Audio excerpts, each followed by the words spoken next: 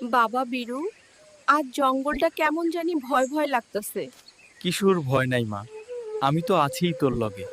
হায় রে বাপ, ওইটা আবার কিসের জানোয়ার? মা, তুই তাড়াতাড়ি আমার পিছে আয়।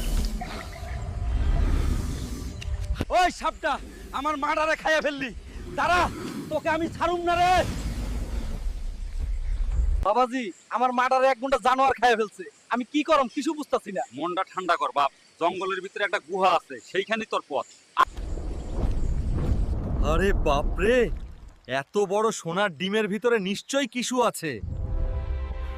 এইটাই আসল জিনিস। এই হাতুড়ি দিয়া ওই সাপডারে মারাই যাইব। এই শক্তিটা শুধু মারামারির লেগা না রে, এর মধ্যে আলাদা কিছু আছে। মা, তোর লগে যেইটা হইছে আজ তার বিচার হইবই। ওরে বাবা, আমি তো ফিরে আইছি রে। মাগো, তুই বাঁচিস, ভগবান তো দয়া করলো। ভালোবাসা থাকলে মরণও হার মানে রে বাবা। মা, তোরে আবার পাইছি। এর চাইতেই বড় সুখ আর নাই।